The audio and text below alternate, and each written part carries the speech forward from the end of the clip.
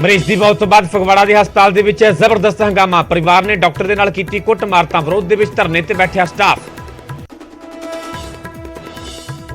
ਡੇਰਾ ਪ੍ਰੇਮੀ ਕਤਲकांड ਦੇ ਵਿੱਚ ਵੱਡਾ ਖੁਲਾਸਾ। ਕਤਲ ਤੋਂ ਇੱਕ ਦਿਨ ਪਹਿਲਾਂ ਸ਼ੂਟਰਾਂ ਨੂੰ ਕੋਟਪੁਰਾ ਦੇ ਵਿੱਚ ਮੁਹੱਈਆ ਕਰਵਾਏ ਗਏ ਸਨ ਹਥਿਆਰ। ਗੋਲਡੀ ਦੇ ਕਹਿਣ ਤੇ ਪੰਜਾਬ ਦੇ ਵਿੱਚ ਰੁਕੇ ਰਹੇ ਸ਼ੂਟਰ। ਸੁਧੀਰ ਸੂਰੀ ਦੇ ਕਤਲ ਦੇ ਮੁਲਜ਼ਮ ਨੂੰ ਅੰਮ੍ਰਿਤਸਰ ਅਦਾਲਤ ਦੇ ਵਿੱਚ ਕੀਤਾ ਗਿਆ ਪੇਸ਼। 15 ਤਰੀਕ ਤੱਕ ਵਧਿਆ ਪੁਲਿਸ ਰਿਮਾਂਡ। ਕਤਲकांड ਨੂੰ ਲੈ ਕੇ ਸੰਦੀਪ ਸਨੀ ਤੋਂ ਪੁੱਛਗਿੱਛ ਕਰ ਰਹੀ ਹੈ ਪੁਲਿਸ। ਫਿਰੋਜ਼ਪੁਰ ਜੇਲ੍ਹ ਦੇ ਵਿੱਚ ਬੰਦ ਗੈਂਗਸਟਰ ਮੰਗ ਰਿਹਾ ਰੰਗਦਾਰੀ। 2 ਨੰਬਰਾਂ ਤੋਂ ਫੋਨ ਕਰ ਧਮਕਾਉਣ ਦਾ ਇਲਜ਼ਾਮ। ਗੈਂਗਸਟਰ ਧਰਮਿੰਦਰ ਬਾਜੀ ਦੇ ਖਿਲਾਫ ਕੇਸ ਦਰਜ। ਪੰਜਾਬ ਪੁਲਿਸ ਦੇ ਵਿੱਚ ਵੱਡੇ ਪੱਧਰ ਤੇ ਹੋ ਸਕਦਾ ਹੈ ਫੇਰ ਬਦਲ। ਕੁਝ ਅਧਿਕਾਰੀਆਂ ਤੇ ਡਿੱਗ ਸਕਦੀ ਹੈ ਗਾਜ। ਸੂਤਰਾਂ ਮੁਤਾਬਿਕ ਫਿਲਹਾਲ ਦੀਆਂ ਘਟਨਾਵਾਂ ਨੂੰ ਦੇਖਦਿਆਂ ਸਖਤੀ ਦੇ ਮੂਡ ਵਿੱਚ ਹੈ ਸਰਕਾਰ। ਅਕਾਲੀ ਦਲ ਨੇ ਫਿਰ ਚੁੱਕਿਆ ਬੰਦੀ ਸਿੱਖਾਂ ਦਾ ਮਸਲਾ। ਮਜੀਠੀਆ ਨੇ ਕੇਂਦਰ ਤੇ ਦੋਹਰੇ ਮਾਪਦੰਡਾਂ ਦਾ ਲਾਇਆ ਇਲਜ਼ਾਮ। ਬੋਲੇ ਰਾਜੀਵ ਗਾਂਧੀ ਤੇ ਬਿਲਕਿਸ ਬਾਨੋ ਦੇ ਗੁਨਾਹਗਾਰ ਰਿਹਾ, ਪਰ ਰਾਜੋਆਣਾ ਨੂੰ ਨਹੀਂ ਮਿਲੀ ਇੱਕ ਦਿਨ ਦੀ ਵੀ ਪੈਰੋਲ। ਨੌਕਰੀ ਤੋਂ ਕੱਢੇ ਕੰਡਕਟਰ ਦੇ ਹੱਕ ਦੇ ਵਿੱਚ ਦਿੱਤੇ ਰੋਡਵੇਜ਼ ਮੁਲਾਜ਼ਮ। ਪੰਜਾਬ ਭਰ ਦੇ ਵਿੱਚ ਬੱਸ ਅੱਡਿਆਂ ਤੇ ਕੀਤੇ ਜ਼ੋਰਦਾਰ ਪ੍ਰਦਰਸ਼ਨ। ਕੰਡਕਟਰ ਨੂੰ ਨੌਕਰੀ ਤੇ ਬਹਾਲ ਕਰਨ ਦੀ ਮੰਗ।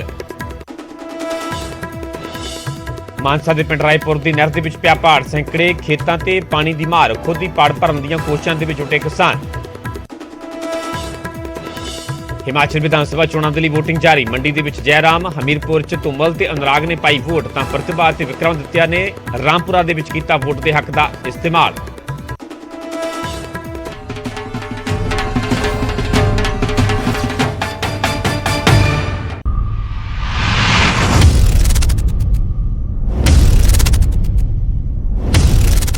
ਸਤਿ ਸ਼੍ਰੀ ਅਕਾਲ, ਤੁਸੀਂ ਵੇਖ ਰਹੇ ਹੋ ਨਿਊਜ਼ 18 ਪੰਜਾਬ ਹਰਿਆਣਾ। ਮੈਂ ਪਰਮਿੰਦਰ ਸਿੰਘ ਤੇਜਾ। ਸਾਰੇ ਦਰਸ਼ਕਾਂ ਦਾ ਬੁਲੇਟਿਨ ਸਵਾਗਤ ਹੈ। ਸ਼ੁਰੂਆਤ ਕਰਾਂਗੇ ਸੁਧੀਰ ਸੂਰੀ ਕਤਲकांड ਦੇ ਨਾਲ ਜੁੜੀ ਹੋਈ ਵੱਡੀ ਖਬਰ ਤੋਂ। ਸੁਧੀਰ ਸੂਰੀ ਦੇ ਕਤਲ ਦੇ ਮੁਲਜ਼ਮ ਦਾ ਰਿਮਾਂਡ ਵਧਿਆ ਹੈ। ਅੰਮ੍ਰਿਤਸਰ ਕੋਰਟ ਨੇ 15 ਨਵੰਬਰ ਤੱਕ ਪੁਲਿਸ ਰਿਮਾਂਡ ਤੇ ਭੇਜ ਦਿੱਤਾ ਹੈ ਸੰਦੀਪ ਸਨੀ ਨੂੰ। ਸੰਦੀਪ ਸਨੀ ਤੋਂ ਪੁਲਿਸ ਤਿੰਨ ਹੋਰ ਦਿਨ ਹੁਣ ਪੁੱਛਗਿੱਛ ਕਰੇਗੀ। ਮੁਲਜ਼ਮ ਸੰਦੀਪ ਨੇ ਗੋਲੀਆਂ ਮਾਰ ਕੇ ਦਰਅਸਲ ਸ਼ਿਵ ਸੈਨਾ ਆਗੂ ਸੁਧੀਰ ਸੂਰੀ ਦਾ ਪਿਛਲੇ ਦਿਨੀ ਕਤਲ ਕਰ ਦਿੱਤਾ ਸੀ ਤੇ ਉਸੇ ਮੌਕੇ ਤੇ ਹੀ ਪੁਲਿਸ ਦੇ ਵੱਲੋਂ ਸੰਦੀਪ ਸਨੀ ਨੂੰ ਗ੍ਰਿਫਤਾਰ ਕਰ ਲਿਆ ਗਿਆ ਸੀਗਾ। ਉਸ ਤੋਂ ਬਾਅਦ ਕੋਰਟ ਦੇ ਵਿੱਚ ਪੇਸ਼ ਕਰਕੇ 7 ਦਿਨ ਦਾ ਰਿਮਾਂਡ ਹਾਸਲ ਕੀਤਾ ਗਿਆ ਸੀਗਾ ਤੇ 7 ਦਿਨ ਦਾ ਰਿਮਾਂਡ ਖਤਮ ਹੋਣ ਤੋਂ ਬਾਅਦ ਅੱਜ ਫਿਰ ਤੋਂ ਕੋਰਟ ਦੇ ਵਿੱਚ ਪੇਸ਼ੀ ਹੋਈ ਮੁਲਜ਼ਮ ਸੰਦੀਪ ਸਨੀ ਦੀ ਤੇ ਕੋਰਟ ਦੇ ਵੱਲੋਂ 15 ਨਵੰਬਰ ਤੱਕ ਪੁਲਿਸ ਰਿਮਾਂਡ ਵਧਾਇਆ ਗਿਆ। ਯਾਨੀ ਸੰਦੀਪ ਸਨੀ ਤੋਂ ਹੁਣ ਪੁਲਿਸ ਦੇ ਵੱਲੋਂ 3 ਹੋਰ ਦਿਨ ਇਸ ਪੂਰੇ ਮਾਮਲੇ ਦੇ ਵਿੱਚ ਪੁੱਛਗਿੱਛ ਕੀਤੀ ਜਾਵੇਗੀ। ਪਿਛਲੇ ਦਿਨਾਂ ਦੀ ਪੂਰੀ ਕਤਲ ਦੀ ਵਾਰਦਾਤ ਹੈ ਜਦੋਂ ਅੰਮ੍ਰਿਤਸਰ ਦੇ ਵਿੱਚ ਇੱਕ ਮੰਦਿਰ ਦੇ ਬਾਹਰ ਸੁਧੀਰ ਸੂਰੀ ਪ੍ਰਦਰਸ਼ਨ ਕਰ ਰਹੇ ਸਨ ਤੇ ਇਸੇ ਦੌਰਾਨ ਸੰਦੀਪ ਸਨੀ ਦੇ ਵੱਲੋਂ ਗੋਲੀਆਂ ਮਾਰ ਕੇ ਸੁਧੀਰ ਸੂਰੀ ਦਾ ਕਤਲ ਕਰ ਦਿੱਤਾ ਗਿਆ ਤੇ ਮੌਕੇ ਤੇ ਪੁਲਿਸ ਵੱਲੋਂ ਸੰਦੀਪ ਸਨੀ ਨੂੰ ਗ੍ਰਿਫਤਾਰ ਕਰ ਲਿਆ ਗਿਆ ਸੀਗਾ। ਉਸ ਤੋਂ ਅਗਲੇ ਦਿਨ ਕੋਰਟ ਦੇ ਵਿੱਚ ਪੇਸ਼ ਕਰਕੇ ਰਿਮਾਂਡ ਹਾਸਲ ਕੀਤਾ ਗਿਆ ਸੀ ਤੇ ਰਿਮਾਂਡ ਖਤਮ ਹੋਣ ਤੋਂ ਬਾਅਦ ਅੱਜ ਫਿਰ ਕੋਰਟ ਦੇ ਵਿੱਚ ਪੇਸ਼ ਕੀਤਾ ਗਿਆ ਤੇ ਕੋਰਟ ਦੇ ਵੱਲੋਂ 3 ਹੋਰ ਦਿਨ ਦਾ ਰਿਮਾਂਡ ਦਿੱਤਾ ਗਿਆ। ਮਾਨਯੋਗ ਕੋਰਟ ਵੱਲੋਂ ਮੁਲਜ਼ਮ ਦਾ ਜਿਹੜਾ ਹੈ 3 ਦਿਨ ਦਾ ਜਿਹੜਾ ਪੁਲਿਸ ਰਿਮਾਂਡ ਮਿਲਿਆ ਹੈਗਾ ਤੇ 3 ਦਿਨ ਬਾਅਦ ਉਹਨੂੰ ਪੇਸ਼ ਕੀਤਾ। ਜੱਜ ਸਾਹਿਬ ਨੇ 15 ਤਰੀਕ ਤੱਕ ਦਾ ਰਿਮਾਂਡ ਅੱਗੇ ਫਰਦਰ ਦਿੱਤਾ। ਪੁਲਿਸ ਨੇ ਇਹੀ ਕਿਹਾ ਕਿ ਵੀ ਸਾਡੀ ਇਨਵੈਸਟੀਗੇਸ਼ਨ ਹਜੇ ਪੈਂਡਿੰਗ ਆ। They want to inquire from the phone also ਤੇ ਫੋਨ ਦੀ ਰਿਪੋਰਟ ਪੈਂਡਿੰਗ ਸੀ। That's why the 3 days remand has been given. ਜਿਵੇਂ ਉਹਦਾ ਲਾਇਸੈਂਸ ਵੈਪਨ ਸੀਗਾ ਉਹ ਤੇ mobile phone already with the police. ਜਿਹੜਾ ਫੋਨ ਸੀਗਾ ਉਹ ਫਰਦਰ ਉਹਨਾਂ ਨੇ ਲੈਬ ਸੈਂਡ ਕੀਤਾ, ਉਹਦੀ ਰਿਪੋਰਟ ਬਾਕੀ ਆ, ਉਹਦੇ ਲਈ ਫਰਦਰ ਰਿਮਾਂਡ ਮਿਲਿਆ।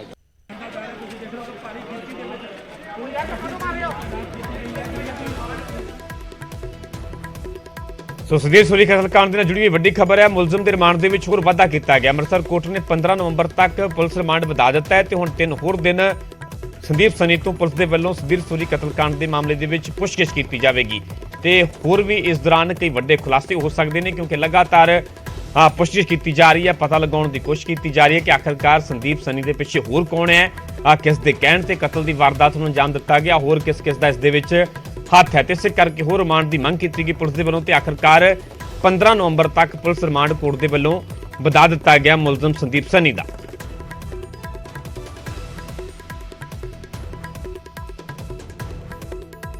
रुक करते हैं अगली वड्डी खबर दा। फगवाड़ा के हस्पताल के विच हंगामा होया। इलाज के दौरान शख्स की मौत से दरअसल हंगामा होया। परिवार ने डॉक्टर की इस दौरान कुटमार की है।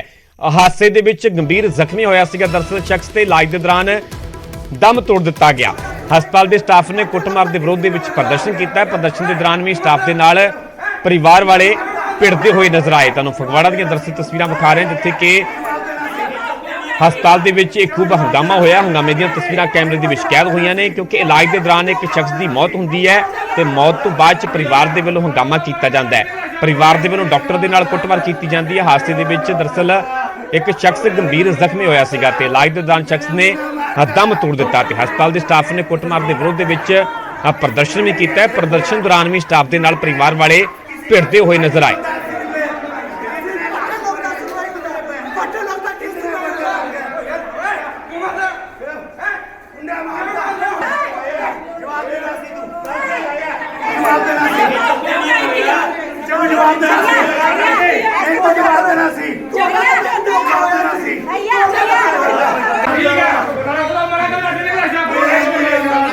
ਸੋ ਦੋ ਤਸਵੀਰਾਂ ਤੁਹਾਨੂੰ ਦਿਖਾ ਰਹੇ ਹਾਂ ਕਿ ਕਿਵੇਂ ਫਗਵਾੜਾ ਦੇ ਹਸਪਤਾਲ ਦੇ ਵਿੱਚ ਹੰਗਾਮਾ ਹੋਇਆ, ਕਿਵੇਂ ਪਰਿਵਾਰ ਵਾਲਿਆਂ ਵੱਲੋਂ ਡਾਕਟਰ ਦੀ ਕੁੱਟਮਾਰ ਕੀਤੀ ਜਾਂਦੀ ਹੈ। ਦਰਅਸਲ ਮਰੀਜ਼ ਦੀ ਮੌਤ ਤੇ ਹੰਗਾਮਾ ਹੁੰਦਾ ਜਦੋਂ ਕੁੱਟਮਾਰ ਕੀਤੀ ਜਾਂਦੀ ਹੈ ਪਰਿਵਾਰ ਵਾਲਿਆਂ ਵੱਲੋਂ ਤੇ ਹਸਪਤਾਲ ਦੇ ਸਟਾਫ ਦੇ ਵੱਲੋਂ ਇਸ ਕੁੱਟਮਾਰ ਦੇ ਵਿਰੋਧ ਦੇ ਵਿੱਚ ਪ੍ਰਦਰਸ਼ਨ ਕਰਨਾ ਸ਼ੁਰੂ ਕਰ ਦਿੱਤਾ ਜਾਂਦਾ। ਜਦੋਂ ਪ੍ਰਦਰਸ਼ਨ ਕੀਤਾ ਜਾ ਰਿਹਾ ਸੀਗਾ ਸਟਾਫ ਦੇ ਵੱਲੋਂ ਤੇ ਇਸ ਦੌਰਾਨ ਵੀ ਸਟਾਫ ਦੇ ਨਾਲ ਪਰਿਵਾਰ ਵਾਲੇ ਭਿੜਦੇ ਹੋਏ ਨਜ਼ਰ ਆਏ। ਤਸਵੀਰਾਂ ਤੁਹਾਨੂੰ ਦਿਖਾ ਰਹੇ ਹਾਂ ਹੰਗਾਮੇ ਦੀਆਂ ਤਸਵੀਰਾਂ ਨੇ। ਦਰਅਸਲ ਇੱਕ ਸ਼ਖਸ ਦੀ ਮੌਤ ਤੇ ਇਹ ਹੰਗਾਮਾ ਹੋਇਆ। ਹਾਦਸੇ ਦੇ ਵਿੱਚ ਗੰਭੀਰ ਜ਼ਖਮੀ ਹੋਇਆ ਸੀ, ਜਿਸ ਨੂੰ ਹਸਪਤਾਲ ਦੇ ਵਿੱਚ ਭਰਤੀ ਕਰਵਾਇਆ ਗਿਆ ਤੇ ਇਲਾਜ ਦੇ ਦੌਰਾਨ ਇਹ ਸ਼ਖਸ ਦੇ ਵੱਲੋਂ ਦਮ ਤੋੜ ਦਿੱਤਾ ਗਿਆ, ਜਿਸ ਦੇ ਬਾਅਦ ਪਰਿਵਾਰ ਵਾਲਿਆਂ ਦੇ ਵੱਲੋਂ ਸਿੱਧੇ ਤੌਰ ਤੇ ਡਾਕਟਰਾਂ ਤੇ ਇਲਜ਼ਾਮ ਲਗਾਉਣੇ ਸ਼ੁਰੂ ਕਰ ਦਿੱਤੇ ਤੇ ਇੱਕ ਡਾਕਟਰ ਦੇ ਨਾਲ ਬੁਰੀ ਤਰ੍ਹਾਂ ਕੁੱਟਮਾਰ ਵੀ ਕੀਤੀ ਗਈ ਪਰਿਵਾਰ ਵਾਲਿਆਂ ਵੱਲੋਂ।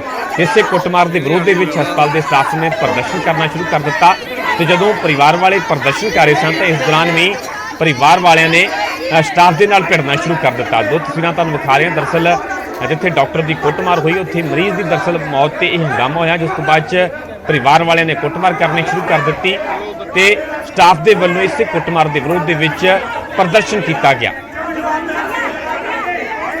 ਪੇਸ਼ੈਂਟ ਆਇਆ ਰੇਲ ਐਕਸੀਡੈਂਟ, ਉਹ ਸਾਡੇ ਡਾਕਟਰ ਨੇ ਸਾਡੇ ਸਟਾਫ ਨੇ ਪੂਰਾ ਹੈਂਡਲ ਕੀਤਾ ਔਰ ਡਾਕਟਰ ਦੇ ਦੁਆਰਾ ਉਹਨਾਂ ਨੂੰ ਕਿਹਾ ਵੀ ਗਿਆ ਸੀਗਾ ਵੀ ਤੁਹਾਡਾ ਪੇਸ਼ੈਂਟ ਬੜਾ ਸੀਰੀਅਸ ਹੈ, ਤੁਸੀਂ ਲੈ ਕੇ ਜਾ ਸਕਦੇ ਹੋ ਕਿਤੇ। ਪੇਸ਼ੈਂਟ ਸੀਰੀਅਸ ਸੀ ਔਰ 8 ਵਜੇ ਪੇਸ਼ੈਂਟ ਐਕਸਪਾਇਰ ਹੋ ਗਿਆ। ਉਹਨਾਂ ਨੇ ਡਾਕਟਰ ਦੀ ਗੱਲ ਨਹੀਂ ਮੰਨੀ ਔਰ ਲੇਡੀਜ਼ ਨੇ ਉਹਨਾਂ ਦੇ ਨਾਲ ਜਿੰਨੇ ਜੈਂਟ ਸੀ ਉਹਨਾਂ ਨੇ ਸਾਡੇ ਡਾਕਟਰ ਨੂੰ ਹੱਥੋਂ ਪਾਈ ਕੀਤੀ ਆ, ਕੁੱਟਿਆ ਉਹਨਾਂ ਨੂੰ। ਦੇਖੋ ਸਾਡੇ ਤੇ ਇਲਜ਼ਾਮ ਲਾਇਆ ਜਾਂਦਾ ਆ ਵੀ ਸਰਕਾਰੀ ਹਸਪੀਟਲ ਦੇ ਵਿੱਚ ਕੇਅਰ ਨਹੀਂ ਆ। ਅਸੀਂ ਕੇਅਰ ਕਰਦੇ ਆ, ਫਿਰ ਵੀ ਸਾਡੇ ਕੋਲ ਆਉਂਦੇ ਆ, ਅਸੀਂ ਕੇਅਰ ਕਰਦੇ। ਜਦੋਂ ਕੋਈ ਸੀਰੀਅਸ ਪੇਸ਼ੈਂਟ ਹੁੰਦਾ ਆ ਹਸਪੀਟਲ ਦੇ ਵਿੱਚ, ਜੇ ਸਾਡੇ ਕੋਲ ਸੁਵਿਧਾਵਾਂ ਨਹੀਂ ਆ ਤੇ ਉਹਨਾਂ ਨੂੰ ਅਸੀਂ ਆਪਣੇ ਹੀ ਹਾਇਰ ਇੰਸਟੀਚਿਊਟ ਦੇ ਵਿੱਚ ਭੇਜਦੇ ਆ। ਫਿਰ ਵੀ ਉਹਨਾਂ ਨੇ ਸਾਡੇ ਡਾਕਟਰ ਦੀ ਗੱਲ ਨਹੀਂ ਮੰਨੀ ਔਰ ਸਾਡੇ ਡਾਕਟਰ ਨੂੰ ਬਹੁਤ ਜ਼ਿਆਦਾ ਕੁੱਟਿਆ। ਮੈਂ ਤਾਂ ਸ਼ੁਰੂ ਤੋਂ ਹੀ ਟਾਈਮ ਤੇ ਦੱਸ ਰਿਹਾ ਸੀ ਕਿ ਇਹਨੂੰ ਵੈਂਟੀਲੇਟਰੀ ਸਪੋਰਟ ਦੀ ਲੋੜ ਹੈ, ਜਿੱਥੇ ਲੈ ਕੇ ਜਾਣਾ ਲੈ ਕੇ ਜਾ ਸਕਦੇ ਹੋ।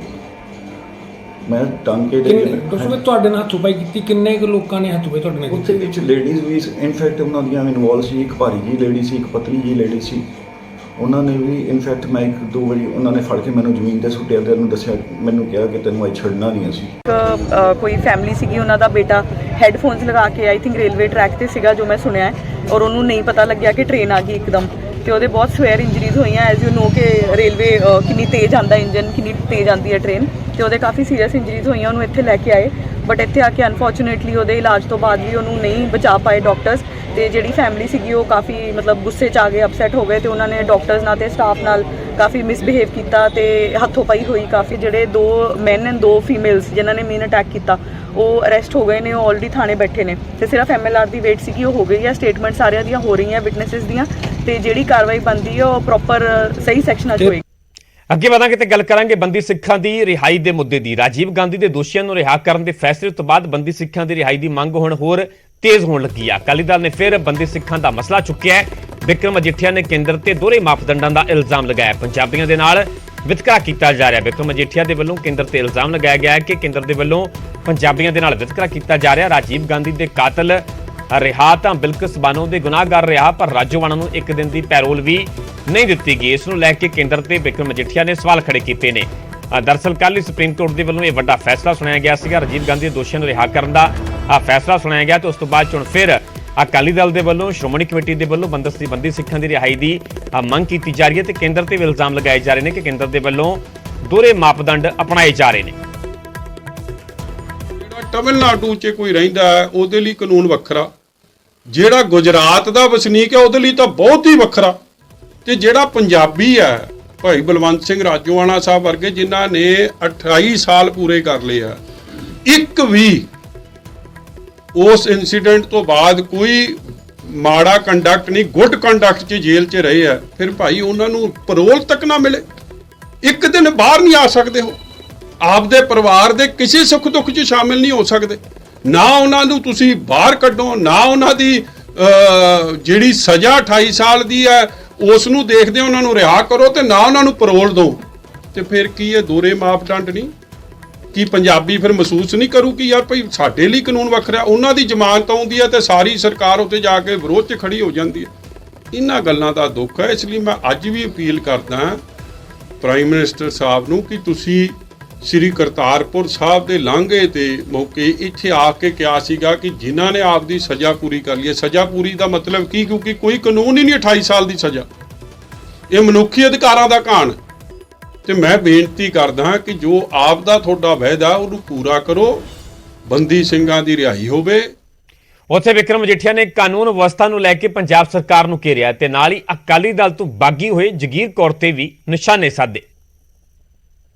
ਨਾਲ ਕਹਿਣਾ ਪੈਂਦਾ ਕਿ ਮੁੱਖ ਮੰਤਰੀ ਸਾਹਿਬ ਜਿਹੜੇ ਆਪ ਹੋਮ ਮਿਨਿਸਟਰ ਨੇ, ਉਹਨਾਂ ਕੋਲ ਸਮਾਂ ਨਹੀਂ, ਨਾ ਸਮਾਂ ਨਾ ਸਮਝ, ਜਾ ਕੇ ਦੂਜੇ ਸੂਬਿਆਂ 'ਚ ਵੋਟ ਮੰਗਣ ਜਾਣ, ਮੈਨੂੰ ਉਹਦੇ 'ਚ ਕੋਈ ਇਤਰਾਜ਼ ਨਹੀਂ, ਜਾ ਕੇ ਤੁਸੀਂ ਉੱਥੇ ਭੰਗੜੇ ਪਾਉਂਦੇ ਹੋ, ਜਦ ਕਿ ਇੱਥੇ ਰੋਜ਼ ਕਤਲ ਹੋ ਰਿਹਾ, ਇੱਥੇ ਰੋਜ਼ ਕਿਸੇ ਨਾ ਕਿਸੇ ਦਾ ਪੁੱਤ ਗੋਲੀਆਂ ਦੀ ਭੇਟ ਚੱਲ ਰਿਹਾ ਤੇ ਤੁਸੀਂ ਸੁੱਤੇ ਪਏ ਹੋ। ਇਸ ਗੱਲ ਦਾ ਮੈਨੂੰ ਦੁੱਖ ਹੈ। ਔਰ ਜਿਸ ਤਰੀਕੇ ਨਾਲ ਇੱਕ ਨਵੀਂ ਹਿੰਦੂ ਸਿੱਖ ਰੰਗਤ ਦਿੱਤੀ ਜਾ ਰਹੀ ਹੈ ਇਸ ਨੂੰ, ਜਿਹਦੇ ਨਾਲ ਮੈਂ ਸਮਝਦਾ ਇਸੇ ਭਾਈਚਾਰਕ ਸਾਂਝ ਨੂੰ ਜੋ ਜਿਸ ਤਰੀਕੇ ਨਾਲ ਸੱਟ ਮਾਰੀ ਜਾ ਰਹੀ ਹੈ, ਬੜੀ ਖਤਰਨਾਕ ਹੈ। ਨਹੀਂ ਸਰਕਾਰਾਂ 'ਚ ਨੁਕਸ ਹੀ ਲੋਕਾਂ ਨੇ ਫਤਵਾ ਦੇਤਾ, ਉਹਨਾਂ ਨੂੰ ਬਦਲਤਾ। ਤੁਹਾਨੂੰ 8 ਮਹੀਨੇ ਹੋ ਗਏ, 8 ਮਹੀਨੇ 'ਚ ਤੁਸੀਂ ਕੀ ਕੀਤਾ? ਨਾ ਤੁਹਾਡੇ ਤੋਂ ਅੱਜ ਪੰਜਾਬ 'ਚ 3 ਲੱਖ ਕਰੋੜ ਦਾ ਕਰਜ਼ਾ ਖੜਾ ਹੋ ਗਿਆ, ਤੁਸੀਂ ਆਉਂਦੇ ਸਾਰ ਕਿੰਨਾ ਕਰਜ਼ਾ ਹੋਰ ਲੈ ਲਿਆ। ਕਰਜ਼ਾ ਲਈ ਜਾਂਦੇ ਹੋ ਮਗਰ ਇਸ਼ਤਿਹਾਰ 2 ਕਰੋੜ ਦਾ ਡੇਲੀ ਦਿੰਦੇ ਹੋ, ਉਹ ਵੀ ਜਾ ਕੇ ਦਿੰਦੇ ਹੋ ਗੁਜਰਾਤ, ਹਿਮਾਚਲ, ਅੱਡ-ਅੱਡ ਥਾਵਾਂ ਦੇ ਦੇਸ਼ ਦੇ। ਉੱਥੇ ਕੀ ਫਾਇਦਾ? ਪੰਜਾਬ ਦੇ ਖਜ਼ਾਨੇ ਨੂੰ ਲੁਟਾ ਰਹੇ ਹੋ। ਫਿਰ ਤੁਸੀਂ ਕਹਿੰਦੇ ਹੋ ਅਸੀਂ ਹੈ ਆਮ ਆਦਮੀ, ਮਗਰ ਚੜ੍ਹਨਾ ਹੀ 2 ਕਰੋੜ ਦੀ ਗੱਡੀ 'ਚ ਹੈ। ਅਸੀਂ ਆਮ ਆਦਮੀ ਮਗਰ ਜਹਾਜ਼ ਅਸੀਂ ਲੈਣਾ ਹੁਣ ਹੈ। ਅਸੀਂ ਆਮ ਆਦਮੀ ਮਗਰ ਰੱਖਣੀ ਅਸੀਂ 2-2 ਹਜ਼ਾਰ ਸਿਕਿਉਰਿਟੀ 'ਚ ਬੰਦਾ ਹੈ। ਅਸੀਂ ਆਮ ਆਦਮੀ ਮਗਰ ਸਾਡੀ ਸਾਰੇ ਟੱਬਰ ਨੂੰ ਸਿਕਿਉਰਿਟੀ Z+ ਚਾਹੀਦੀ ਆ। ਕੇਜਰੀਵਾਲ ਸਾਹਿਬ ਤੇ 100 ਬੰਦਾ ਲਾਇਆ ਹੋਇਆ ਪੰਜਾਬ ਦੇ ਖਜ਼ਾਨੇ 'ਚ, ਕਿਉਂ? ਔਰ ਜੋ ਹਾਲਾਤ ਨੇ ਵੇਖੋ, ਕਿਸੇ ਨੂੰ ਕਹਿੰਦੇ ਪ੍ਰੋਟੈਕਸ਼ਨ ਉਹਨੂੰ ਦਿੰਦੇ ਆ ਜਿਹਨੂੰ ਇਹ ਆਪ ਇੰਟੈਲੀਜੈਂਸ ਕਹਿੰਦੀ ਕਿ ਇਹਨੂੰ ਖਤਰਾ, ਤੇ ਸਵੇਰੇ ਤੇ ਆ ਕੇ ਉਹਨੂੰ ਕੋਈ ਗੱਡੀ। ਮੈਂ ਬੀਬੀ ਜੀ ਨੂੰ ਪੁੱਛਣਾ ਚਾਹੁੰਦਾ, ਕਾਂਗਰਸ ਦੀ ਤੁਸੀਂ ਮਦਦ ਲੈ ਲਈ, ਇੱਕ ਹੱਥ 'ਚ ਪੰਜਾ ਫੜ ਲਿਆ, ਇੱਕ ਹੱਥ 'ਚ ਕਮਲ ਦਾ ਫੁੱਲ ਫੜ ਲਿਆ, ਤੇ ਟਾਈਟਲਰ ਨੂੰ ਹੁਣ ਕਾਂਗਰਸ ਨੇ ਫੇਰ ਜ਼ਿੰਮੇਵਾਰੀ ਦਿੱਤੀ ਆ ਵੱਡੀ ਦਿੱਲੀ 'ਚ। ਤੇ ਬੀਬੀ ਜੀ ਤੁਸੀਂ 84 ਦੀ ਗੱਲ ਨਾਲ ਫਿਰ ਸਹਿਮਤ ਹੋ? ਅੱਜ ਕਾਂਗਰਸ ਨਾਲ ਹੱਥ ਮਿਲਾ ਲਿਆ ਆਪਦੀ ਪ੍ਰਧਾਨਗੀ ਕਰਕੇ। ਵੇਖੋ, ਮੈਨੂੰ ਇਸ ਗੱਲ ਤੋਂ ਦੁੱਖ ਹੁੰਦਾ ਕਿ ਕੋਈ ਪੰਥ ਦੀ ਗੱਲ ਕਰੇ ਤੇ ਜਗਦੀਸ਼ ਟਾਈਟਲਰ ਨੂੰ ਜਿਹੜੇ ਅਹੁਦੇ ਦੇਵੇ ਗਾਂਧੀ ਪਰਿਵਾਰ ਨਾਲ, ਉਹਨਾਂ ਨਾਲ ਤਾਂ ਤੁਸੀਂ ਹੱਥ ਸਾਂਝੇ ਕਰ ਲਏ, ਮਗਰ ਇੱਕ ਗੱਲ ਤੇ ਗੁਰੂ ਸਾਹਿਬ ਦੀ ਐਡੀ ਕਿਰਪਾ ਸੱਚੇ ਪਾਤਸ਼ਾਹ ਦੀ ਕਿ ਗੁਰੂ ਸਾਹਿਬ ਨੇ ਇਹਨਾਂ ਦੇ ਚਿਹਰੇ ਨੰਗੇ ਕਰਤੇ, ਪਰਦਾ ਫਾਸ਼ ਕਰਤਾ। ਲੌਂਗੋਵਾਲ ਸਾਹਿਬ ਦੀ ਇਲੈਕਸ਼ਨ ਸੀ, ਆ ਮੈਨੂੰ ਲੱਗਦਾ 18 ਦਾ ਬਿਆਨ ਹੈ, ਉਹ ਤਾਇਤ ਕਰਦੇ ਆ ਬੀਬੀ ਜਗੀਰ ਕੌਰ ਕਿ ਮੈਂ ਨਾਂ ਪੇਸ਼ ਕਰਦੀ ਆ ਲੌਂਗੋਵਾਲ ਸਾਹਿਬ ਦਾ। ਤੇ ਦਾਦੂਵਾਲ ਨੂੰ ਕਿਸੇ ਨੇ ਪੁੱਛ ਲਿਆ ਤੇ ਦਾਦੂਵਾਲ ਸਾਹਿਬ ਦੇ ਕੀ ਬਿਆਨ ਹੈ ਮੈਂ ਤੁਹਾਨੂੰ ਸੁਣਾ ਦੇਣਾ। ਤੇ ਹੁਣ ਦਾਦੂਵਾਲ ਕਹਿੰਦਾ ਕਿ ਬਹੁਤ ਚੰਗੀ ਹੈ।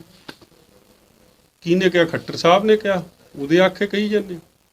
ਮੇਰਾ ਵੀਰ, ਇਹ ਜੋ ਹਾਲਾਤ ਬਣੇ ਨੇ, ਇਹਨਾਂ ਦੇ ਜੋ ਚਿਹਰੇ ਨੰਗੇ ਹੋਏ ਆ ਐਂਟੀ ਪੰਥਕ ਫੋਰਸਿਸ ਦੇ, ਮੈਂ ਇੱਕ ਇੱਕ ਮੈਂਬਰ ਦੇ ਧੰਨਵਾਦੀ ਆ ਜਿਨ੍ਹਾਂ ਨੇ ਪੰਥ ਦੇ ਵਾਸਤੇ, ਕੌਮ ਵਾਸਤੇ, ਭਾਵੇਂ ਉਹਨਾਂ ਨੂੰ ਲਾਲਚਾਂ ਚੱਕ ਦਿੱਤੇ ਗਏ, ਕਦੇ ਪਹਿਲਾਂ ਨਹੀਂ ਸੁਣਿਆ ਕਿ ਜੀ 25 ਲੱਖ ਲੈ ਲਓ, 15 ਲੱਖ ਲੈ ਲਓ। ਕਾਂਗਰਸ ਵੀ ਉਹਨਾਂ ਦੀ ਮਦਦ ਤੇ, ਭਾਜਪਾ ਵੀ ਉਹਨਾਂ ਦੀ ਮਦਦ ਤੇ, ਸੋ ਕਾਲਡ ਪੰਥਕ ਵੀ ਉਹਨਾਂ ਦੀ ਮਦਦ ਤੇ ਅਖੀਰਲਾ ਰਿਜ਼ਲਟ ਕੀ ਨਿਕਲਿਆ? ਰੁਕ ਕਰਦੇ ਅਗਲੀ ਵੱਡੀ ਖਬਰ ਦਾ। ਖਬਰ ਕਰਨਾਲ ਦੇ ਨਾਲ ਜੁੜੀ ਹੋਈ, ਜਿੱਥੇ ਕਿ ਪੰਚਾਇਤੀ ਚੋਣ ਦੇ ਦੌਰਾਨ ਹੰਗਾਮਾ ਹੋਇਆ। ਘਰੌਂਡਾ ਦੇ ਸੰਜੇ ਨਗਰ ਦੇ ਵਿੱਚ ਪੁਲਿਸ ਦੇ ਨਾਲ ਲੋਕ ਭਿੜੇ ਨੇ। VOTING ਸੈਂਟਰ ਦੇ ਬਾਹਰ ਤਣਾਅ ਦਾ ਮਾਹੌਲ ਬਣਿਆ ਹੋਇਆ। VOTING ਸੈਂਟਰ ਤੇ ਫਿਲਹਾਲ VOTING ਵੀ ਰੋਕ ਦਿੱਤੀ ਗਈ ਹੈ। ਮੌਕੇ ਤੇ ਭਾਰੀ ਪੁਲਿਸ ਬਲ ਵੀ ਤਾਇਨਾਤ ਕੀਤਾ ਗਿਆ ਹੈ। ਸੋ ਹਰਿਆਣਾ ਦੇ ਕਰਨਾਲ ਦੇ ਨਾਲ ਜੁੜੀ ਹੋਈ ਵੱਡੀ ਖਬਰ ਹੈ, ਜਿੱਥੇ ਕਿ ਪੰਚਾਇਤੀ ਚੋਣ ਦੇ ਦੌਰਾਨ ਹੰਗਾਮਾ ਹੋਇਆ। ਹੰਗਾਮੇ ਦੀਆਂ ਤਸਵੀਰਾਂ ਸਾਹਮਣੇ ਨੇ। ਘਰੌਂਡਾ ਦੇ ਸੰਜੇ ਨਗਰ ਦੇ ਵਿੱਚ ਦਰਅਸਲ ਲੋਕ ਪੁਲਿਸ ਦੇ ਨਾਲ ਭਿੜਦੇ ਹੋਏ ਨਜ਼ਰ ਆਏ VOTING ਸੈਂਟਰ ਦੇ ਬਾਹਰ, ਜਿਸ ਤੋਂ ਬਾਅਦ 'ਚ ਤਣਾਅ ਦਾ ਮਾਹੌਲ ਬਣ ਗਿਆ ਹੈ। VOTING ਸੈਂਟਰ ਤੇ ਇਸ ਹੰਗਾਮੇ ਦੇ ਬਾਅਦ VOTING ਵੀ ਰੋਕ ਦਿੱਤੀ ਗਈ ਹੈ ਤੇ ਮੌਕੇ ਤੇ ਭਾਰੀ ਪੁਲਿਸ ਬਲ ਤੈਨਾਤ ਕੀਤਾ ਗਿਆ। ਸੁਰੱਖਿਆ ਦੇ ਲਿਹਾਜ਼ ਦੇ ਨਾਲ ਪੁਖਤਾ ਬੰਦੋਬਸਤ ਕੀਤੇ ਗਏ ਨੇ। ਤਸਵੀਰਾਂ ਤੁਹਾਨੂੰ ਵਿਖਾ ਰਹੇ ਹਾਂ, ਵੱਡੀ ਗਿਣਤੀ ਦੇ ਵਿੱਚ ਪੁਲਿਸ ਮੁਲਾਜ਼ਮ ਨਜ਼ਰ ਆ ਰਹੇ। ਉੱਥੇ ਹੀ ਆਮ ਲੋਕਾਂ ਦਾ ਵੱਡਾ ਇਕੱਠ ਨਜ਼ਰ ਆ ਰਿਹਾ। ਦਰਅਸਲ ਪੰਚਾਇਤੀ ਚੋਣਾਂ ਦੇ ਦੌਰਾਨ ਇਹ ਹੰਗਾਮਾ ਹੋਇਆ ਹੈ। ਘਰੌਂਡਾ ਦੇ ਸੰਜੇ ਨਗਰ ਦੇ ਵਿੱਚ ਪੁਲਿਸ ਦੇ ਨਾਲ ਹੀ ਲੋਕ ਭਿੜਦੇ ਹੋਏ ਨਜ਼ਰ ਆਏ। ਇਹ ਤਸਵੀਰਾਂ ਜਿਹੜੀਆਂ ਕਰਨਾਲ ਤੋਂ ਨੇ ਕੈਮਰੇ 'ਚ ਕੈਦ ਹੋਈਆਂ ਨੇ। ਇਸੇ ਖਬਰ ਤੇ ਜਿਹੜਾ ਜਾਣਕਾਰੀ ਲਈ ਸਾਡੇ ਸਹਿਯੋਗੀ ਹਿਮਾਂਸ਼ੂ नारंग जुड़े हुए ने। हिमांशु, फिलहाल ताजा जानकारी, ताजा स्थिति कैसी है? फिलहाल तनाव का माहौल है और कुछ देर के लिए वोटिंग रोक दी गई है ताकि स्थिति को नियंत्रण किया जा सके, काबू में किया जा सके और उसके बाद फिर से वोटिंग प्रक्रिया वहां पर शुरू हो जाएगी। दरअसल जो विवाद हुआ, क्योंकि पंचायत चुनाव है, गांव का चुनाव है, तो भीड़ काफी ज्यादा रहती है और हर उम्मीदवार का जो साथी है, सहयोगी है, वहां पर जुट जाता है। दरअसल पोलिंग जो स्टेशन है जहां पर वोटिंग हो रही है, वहां पर 2 से 3 उम्मीदवार गए हुए थे। एक उम्मीदवार और जाने की जिद करता है या फिर ये कहता है कि उन्हें बाहर निकाला जाए। जब पुलिसकर्मी उन दोनों उम्मीदवारों को जो अंदर गए हुए थे उन्हें बाहर निकालता है, तो इसी दौरान जो उम्मीदवार इस बात का विरोध कर रहा था वो भी उस पोलिंग स्टेशन में चला जाता है और इसी बात को लेकर पुलिस और ग्रामीणों में झड़प हो जाती है। एक पुलिसकर्मी की वहां पर हल्की पिटाई भी की गई है। शर्ट का जो बटन है वर्दी का वो भी तोड़ दिया गया है और जिसके चलते वहां पर ग्रामीणों को समझाया गया है, लेकिन ग्रामीणों की तरफ से लगातार विरोध किया जा रहा है और इसी के चलते वहां पर भारी संख्या में पुलिस बल बुलाया गया है। आज सुबह भी एक घटना और देखने को मिली थी जहां पर पोलिंग स्टेशन पर तलवारें चल जाती हैं। निसिंग का फतेहगढ़ गांव जहां पर 15 से 20 वोट डली थी सुबह के वक्त और उसी के बाद वहां पर 2 पक्षों में झड़प हो जाती है। तो बहुत सारे ऐसे संवेदनशील और अति संवेदनशील बूथ होते हैं जहां पर पुलिसकर्मी तो तैनात होते हैं, लेकिन जैसे जैसे शाम के 4 बजने लगते हैं या 5 बजने लगते हैं, यानी कि वोटिंग का टाइम जो खत्म होने लगता है, उसी दौरान ऐसी छुटपुट घटनाएं जरूर देखने को मिलती है। प्रशासन मुस्तैद है और 10 से 15 मिनट तक उम्मीद है कि वोटिंग प्रक्रिया एक बार फिर से शुरू हो जाएगी। ठीक है मांशू, पूरी जानकारी बहुत बहुत धन्यवाद। दरअसल करनाल ਦੀਆਂ ਅਸੀਂ ਆਪਣੇ ਦਰਸ਼ਕਾਂ ਨੂੰ ਤਸਵੀਰਾਂ ਵਿਖਾ ਰਹੇ ਜਿੱਥੇ ਕਿ ਪੰਚਾਇਤੀ ਚੋਣ ਦੇ ਦੌਰਾਨ ਇਹ ਹੰਗਾਮਾ ਹੋਇਆ। ਘਰੌਂਡਾ ਦੇ ਸੰਜੇ ਨਗਰ ਦੇ ਵਿੱਚ ਕੁਝ ਲੋਕ ਪੁਲਿਸ ਦੇ ਨਾਲ ਭਿੜਦੇ ਹੋਏ ਨਜ਼ਰ ਆਏ VOTING ਸੈਂਟਰ ਦੇ ਬਾਹਰ, ਜਿਸ ਤੋਂ ਬਾਅਦ ਤਣਾਅ ਦਾ ਮਾਹੌਲ ਬਣ ਗਿਆ ਤੇ ਇਸ ਦੇ ਚੱਲਦਿਆਂ ਹੀ VOTING ਸੈਂਟਰ ਤੇ VOTING ਵੀ ਰੋਕ ਦਿੱਤੀ ਗਈ। ਜਿਵੇਂ ਕਿ ਮੇਰੇ ਸਹਿਯੋਗੀ ਜਾਣਕਾਰੀ ਦੇ ਰਹੇ ਸਨ ਕਿ 10-15 ਮਿੰਟ ਤੱਕ ਉਮੀਦ ਹੈ ਕਿ VOTING ਦੁਬਾਰਾ ਸ਼ੁਰੂ ਹੋਵੇਗੀ ਤੇ ਸੁਰੱਖਿਆ ਦੇ ਲਿਹਾਜ਼ ਦੇ ਨਾਲ ਵੱਡੀ ਗਿਣਤੀ ਵਿੱਚ ਪੁਲਿਸ ਮੁਲਾਜ਼ਮਾਂ ਦੀ ਵੀ ਤੈਨਾਤੀ ਕੀਤੀ ਗਈ ਹੈ। ਅੱਗੇ ਵਧਾਂਗੇ ਤੇ ਗੱਲ ਕਰਾਂਗੇ ਰੋਡਵੇਜ਼ ਮੁਲਾਜ਼ਮਾਂ ਦੀ। ਪੰਜਾਬ ਭਰ ਦੇ ਵਿੱਚ ਰੋਡਵੇਜ਼ ਮੁਲਾਜ਼ਮਾਂ ਦੇ ਵੱਲੋਂ ਸਰਕਾਰ ਦੇ ਖਿਲਾਫ ਪ੍ਰਦਰਸ਼ਨ ਕੀਤਾ ਗਿਆ। PRTC ਤੇ ਪਨਬਸ ਮੁਲਾਜ਼ਮਾਂ ਨੇ 2 ਘੰਟੇ ਤੱਕ ਬੱਸ ਸਟੈਂਡ ਦੇ ਮੇਨ ਗੇਟ ਬੰਦ ਰੱਖੇ ਤੇ ਸਰਕਾਰ ਦੇ ਖਿਲਾਫ ਜ਼ੋਰਦਾਰ ਨਾਅਰੇਬਾਜ਼ੀ ਕੀਤੀ ਗਈ। ਰੋਡਵੇਜ਼ ਦੇ ਕਾਮੇ ਨੌਕਰੀ ਤੋਂ ਕੱਢੇ ਗਏ ਕੰਡਕਟਰ ਦੇ ਹੱਕ ਦੇ ਵਿੱਚ ਲਾਮਬੰਦ ਹੋਏ ਨੇ। ਬਟਾਲਾ ਦੇ ਇਸ ਕੰਡਕਟਰ ਨੂੰ ਇਸ ਦੇ ਲਈ ਕੱਢਿਆ ਗਿਆ ਕਿਉਂਕਿ ਇੱਕ ਚੈਕਿੰਗ ਦੇ ਦੌਰਾਨ ਪ੍ਰਵਾਸੀ ਮਜ਼ਦੂਰ ਦੇ ਕੋਲ ਟਿਕਟ ਨਹੀਂ ਸੀ ਮਿਲੀ। ਮੁਲਾਜ਼ਮਾਂ ਨੇ ਸਰਕਾਰ ਤੋਂ ਕੱਚੇ ਕਾਮਿਆਂ ਨੂੰ ਪੱਕਾ ਕਰਨ ਅਤੇ ਤਨਖਾਹਾਂ ਵਧਾਉਣ ਦੀ ਵੀ ਮੰਗ ਕੀਤੀ ਹੈ। ਤਸਵੀਰਾਂ ਤੁਹਾਨੂੰ ਵਿਖਾ ਰਹੇ ਅੰਮ੍ਰਿਤਸਰ, ਗੁਰਦਾਸਪੁਰ, ਜਲੰਧਰ, ਮੋਗਾ, ਫਾਜ਼ਿਲਕਾ ਤੇ ਫਿਰੋਜ਼ਪੁਰ ਦੀਆਂ, ਜਿੱਥੇ ਕਿ ਰੋਡਵੇਜ਼ ਮੁਲਾਜ਼ਮ ਸੜਕਾਂ ਤੇ ਉਤਰੇ ਤੇ ਸਰਕਾਰ ਦੇ ਖਿਲਾਫ ਪ੍ਰਦਰਸ਼ਨ ਕੀਤਾ ਗਿਆ।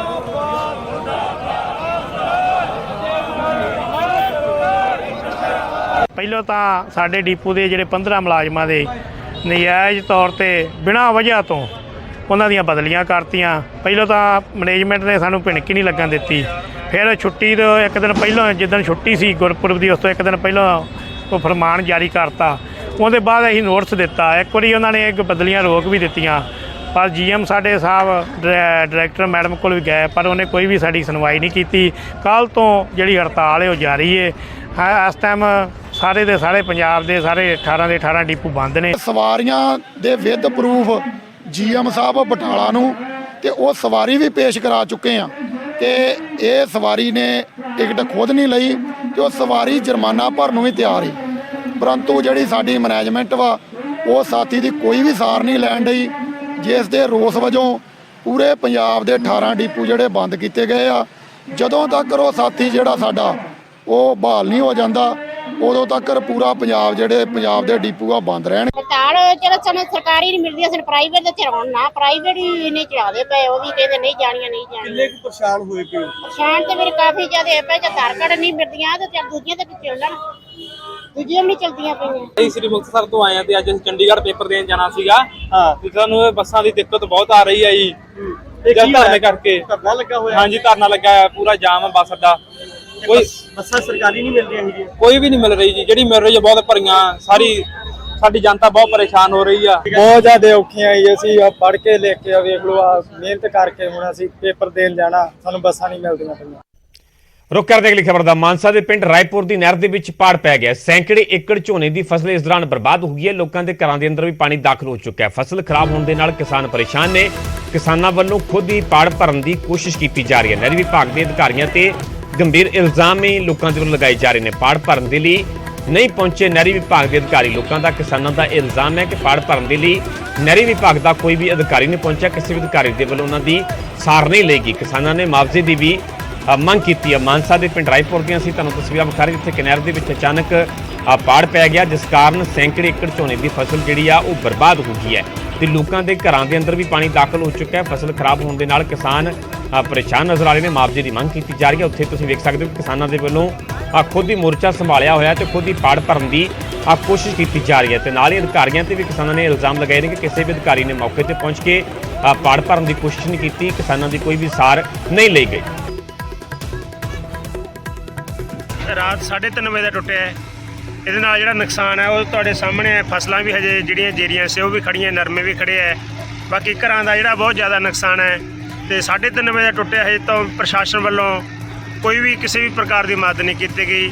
ਇਹ ਪਿੰਡ ਜਿਹੜਾ ਆਪਸੀ ਭਾਈਚਾਰਕ ਤੌਰ ਤੇ ਇਕੱਠਾ ਹੋ ਕੇ ਸਾਰੀ ਪੰਚਾਇਤ ਹੈ ਪਿੰਡ ਦੀ, ਹੋਰ ਪਿੰਡਾਂ ਦੇ ਵੀ ਸੰਗਤ ਹੈ, ਸਾਰੇ ਆਪਦੇ ਖਰਚੇ ਨਾਲ, ਆਪਦੇ ਸਾਧਨਾਂ ਨਾਲ, ਆਪਦੀ ਹਿੰਮਤ ਨਾਲ ਬੰਦ ਕਰ ਰਹੇ ਨੇ। ਰੁਕ ਕਰਦੇ ਅਗਲੀ ਖਬਰ ਦਾ। ਮਾਛੀਵਾੜਾ ਦੇ ਪਿੰਡ ਮੰਡ ਚੜੌਦੀ ਦੌਲਤਪੁਰ ਦੇ ਵਿੱਚ ਪ੍ਰਵਾਸੀ ਮਜ਼ਦੂਰਾਂ ਦੀਆਂ ਝੁੱਗੀਆਂ ਨੂੰ ਅੱਗ ਲੱਗ ਗਈ ਤੇ 7 ਝੁੱਗੀਆਂ ਸੜ ਗਈਆਂ। ਮਜ਼ਦੂਰਾਂ ਦਾ ਸਾਰਾ ਸਮਾਨ ਸੜ ਕੇ ਸੁਆਹ ਹੋ ਗਿਆ।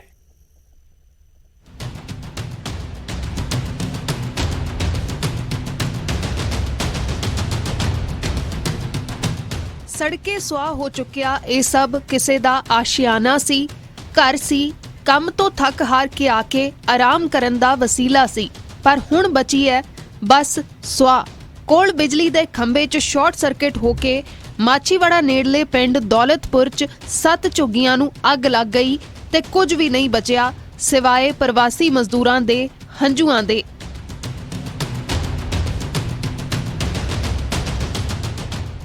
ਕਿਸੇ ਪ੍ਰਵਾਸੀ ਮਜ਼ਦੂਰ ਦਾ ਜਾਨੀ ਨੁਕਸਾਨ ਤਾਂ ਨਹੀਂ ਹੋਇਆ, ਪਰ ਜੋ ਕੁਝ ਵੀ ਉਹਨਾਂ ਨੇ ਜੋੜਿਆ ਸੀ ਉਹ ਕੁਝ ਵੀ ਨਹੀਂ ਬਚਿਆ। ਮੋਟਰਸਾਈਕਲ ਸੁਆਹ ਹੋ ਗਿਆ, ਪੈਸੇ ਵੀ ਰਾਖ ਹੋ ਗਏ, 7 ਬੱਕਰੀਆਂ ਵੀ ਅੱਗ 'ਚ ਝੁਲਸ ਕੇ ਮਰ ਗਈਆਂ।